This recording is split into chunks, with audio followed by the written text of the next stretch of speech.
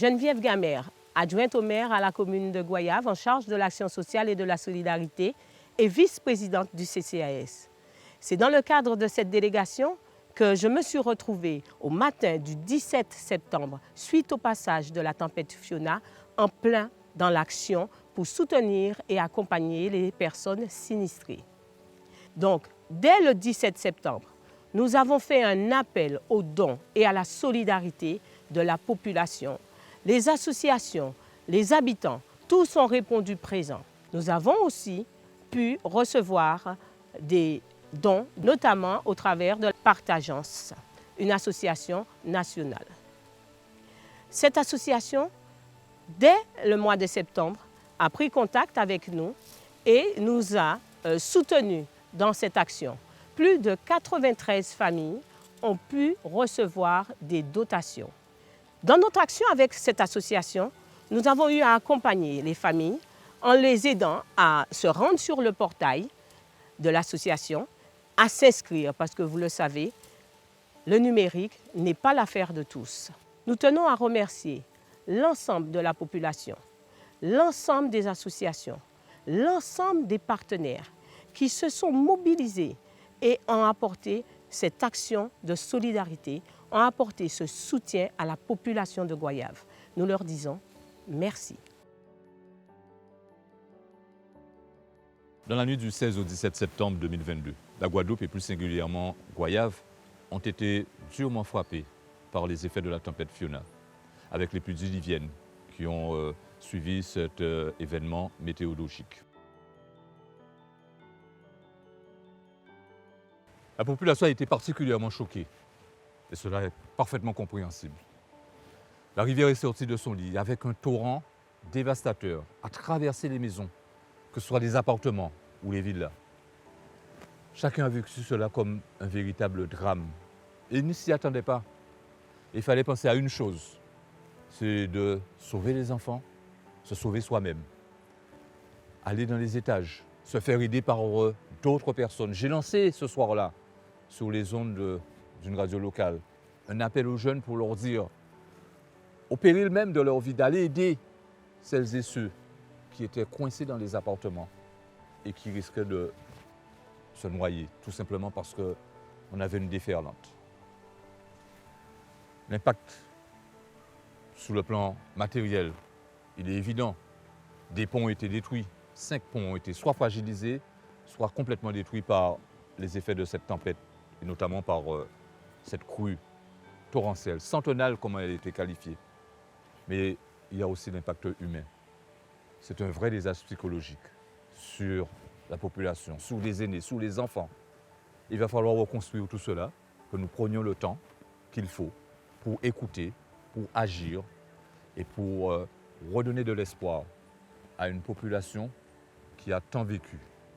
Des enfants qui ont considéré cela comme un véritable cauchemar, comme un véritable drame. Nous y sommes engagés déjà et nous allons continuer à faire ce travail. En ce sens, les services se sont rapidement mobilisés, que ce soit les élus, le Centre communal d'action sociale, les autres collectivités. Il fallait agir vite et bien dès le lendemain. D'abord pour faire en sorte que la population qui se retrouvait dépourvue soit relogée. Pensez aussi à la nourriture puisque les gens ont tout perdu. Pensez aussi à la réouverture des écoles, qui était nécessaire puisque le centre d'hébergement se trouvait dans une école communale.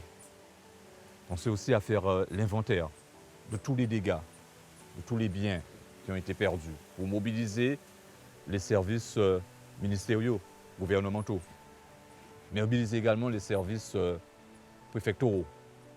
Et puis nous avons réussi à faire en sorte qu'une solidarité soit organisée au niveau de la Guadeloupe. Et c'est là aussi qu'intervient l'association Partageance, qui n'a pas hésité à entendre l'appel que j'ai lancé et qui est venu depuis l'Hexagone.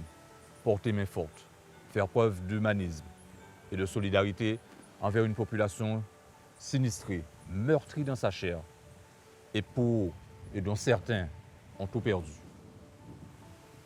Maintenant, il faut reconstruire ce territoire et nous avons déjà élaboré ce plan. Et à partir de 2023, il va être déroulé et mis en œuvre. En ce qui me concerne, dès le lendemain, je me suis rendu sur les lieux afin de coordonner les actions dans le cadre des responsabilités qui m'incombent. Soutenir la population, leur parler, leur montrer la présence du maire que je suis, accompagner des élus. Et puis les services aussi se sont vite mobilisés et ont compris l'urgence de traiter une telle situation.